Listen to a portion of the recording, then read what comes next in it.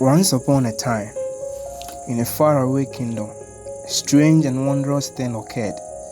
7 women, all of whom were barren and childless, awoke one morning to find themselves pregnant.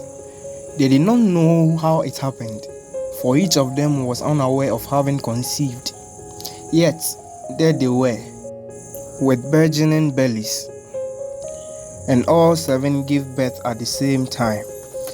The kingdom was astounded by this miracle, and the 7 children grew up in the bosom of the royal family, for their birth was seen as a sign of good fortune. As the children grew, the kingdom began to notice strange and powerful gifts in each of them. One could see the future, another could change the weather, another had the power of healing, and so on. The people revered them, and soon word spread throughout the land of the 7 miraculous children and their gifts. Though the kingdom flourished with the children's presence, trouble was brewing beneath the surface. A dark force was conspiring against the royal family, and the children's magic was their only hope for survival. With each passing day, the kingdom trembled as strange occurrences plagued the land. Crops withered without reason, animals grew aggressive and vicious, and once friendly neighbors turned suspicious and hostile. In this climate of fear, the 7 children were drawn closer, realizing that they had the power to save the kingdom. They met in secret, using their gifts to unravel the mystery and combat the sinister force that threatened their home. One night, as they were gathered in the royal gardens, a vision came to the one who could see the future. She saw a figure cloaked in shadow, whispering in the ear of the king's most trusted advisor. The words were unclear, but the intent was unmistakable: betrayal. The children realized that the dark force had gained foothold within the kingdom, and a mysterious figure would be the key to defeating it. The children devised a plan to uncover the identity of the traitor and expose the dark force. They used their various powers to infiltrate the palace, observing the movements of the king's advisor and his visitors. One day, the children witnessed the king's advisor meeting with the cloaked figure in the dead of the night. They followed him and discovered him delivering a package to the figure in an ancient temple on the outskirts of the kingdom. The children were shocked to discover that the ancient temple had been turned into a den of dark magic. Within the temple, they saw hooded figures chanting and performing rituals around a large stone altar. As they watched, they noticed a familiar face among the crowd: the king's advisor. He handed the package to a hooded figure, who chanted a spell and disappeared in a puff of smoke. The children realized that the advisor was part of the plot, bent on overthrowing the kingdom and seizing its power for themselves. They knew they had to act fast, for the kingdom's fate rested in their hands.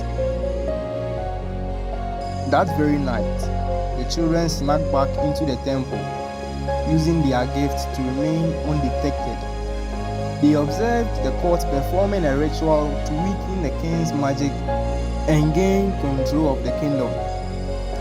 The children decided that the only way to stop the court was to interrupt the ritual and confront them directly.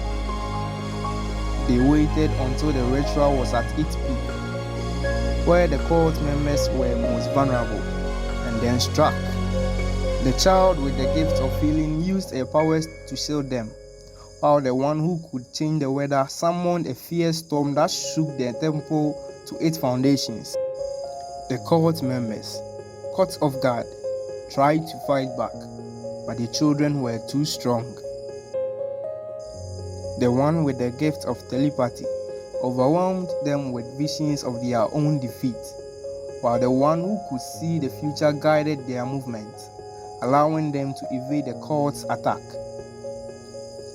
In the chaos, the cloaked figure who had received the package emerged. his face contorted with rage. "You foolish children," he spat. "You cannot stop us. The dark power is ours to control. And yet you do not control us," replied the child with the power of healing. "We have gifts beyond your understanding, gifts that will defeat you." The cloaked figure laughed, a sinister sound that echoed through the temple.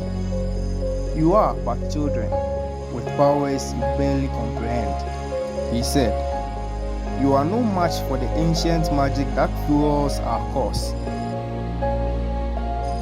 As he spoke, the cloaked figure gestured to the stone altar, which began to glow with a dark, malevolent light. The children looked on in horror as the stone altar began to pulse with dark energy, sucking the life from the cult members and channeling it into the cloaked figure. The air around them crackled with malevolent power. "Behold, the dark magic is mine," the cloaked figure cackled, his voice echoing through the temple. "Soon, the kingdom will fall and I will rule as its master. And you, children, will be the first to perish." With a gesture of his hand, the cloaked figure sent a bolt of dark magic hurtling towards the children.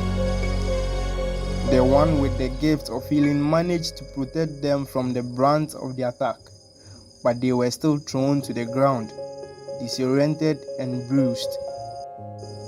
The cloaked figure loomed over them, a twisted smile playing across his features. "Now, watch as I finish the ritual and bring an end to your pitiful kingdom," he sneered. But as he turned back towards the altar, a flash of light caught his eye. The children looked on in wonder as a figure materialized from the light. Her form, radiant and powerful. She wore a gown of starlight and carried a staff of silver and gold, and her eyes shone with the ancient wisdom. "You are not the master of this magic," she said, her voice like a bell in the darkness. "You have stolen the power that was never yours to claim." The cloaked figure recoiled, surprise and fear flickering across his face. "Who are you?" he demanded. The radiant figure, a gaze steady and serene, replied, "I am the guardian of the ancient magic, keeper of the balance between light and dark.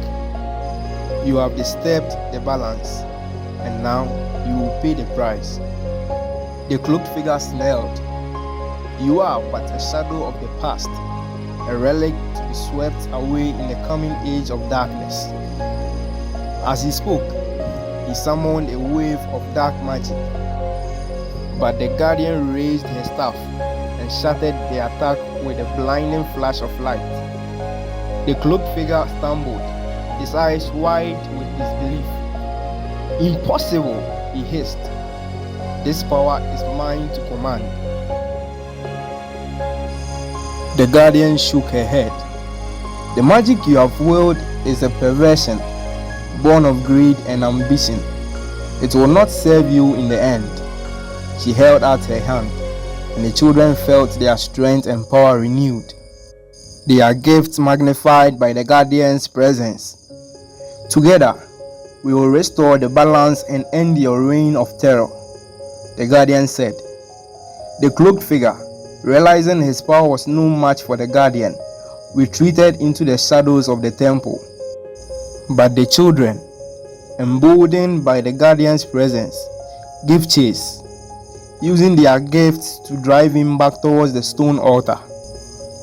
With a cry of defiance, the cloaked figure unleashed a final blast of dark magic, but the children stood their ground, their combined powers forming a shield of pure light. As the dark magic struck the shield, it dissipated into nothingness, consumed by the light. In that moment, the children knew that they had won. The cloaked figure, his power and the arrogance shattered, collapsed to the ground. The guardian approached him, her expression grave. "You have been defeated by your own darkness," she said. "Now, you must face the consequences of your actions."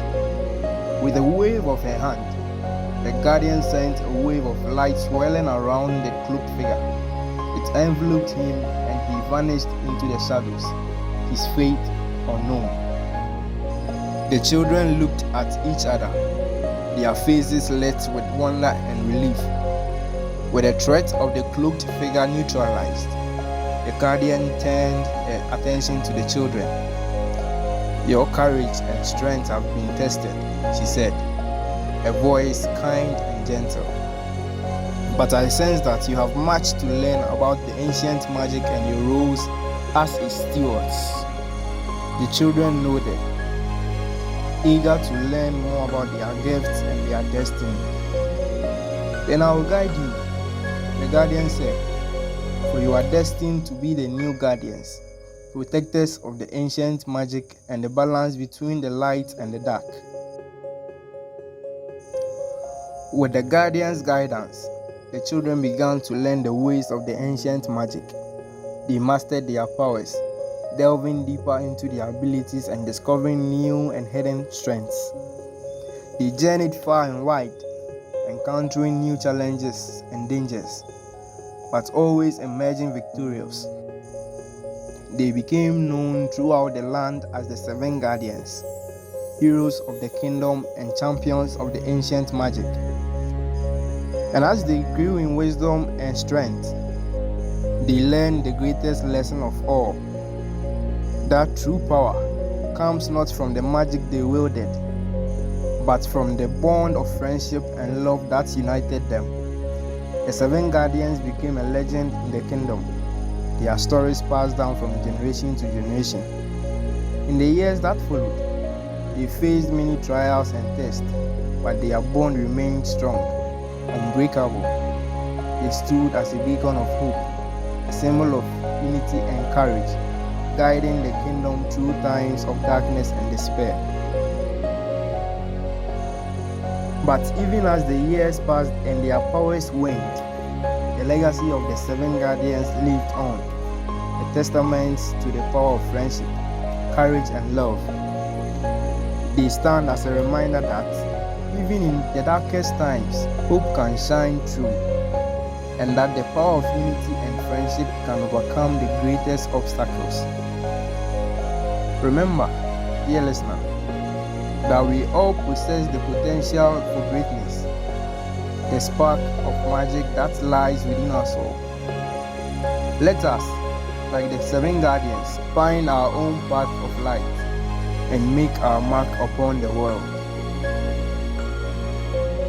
Thank you guys for watching. Leave a like if you enjoyed this video, and don't forget to subscribe my YouTube channel to get more amazing stories like this.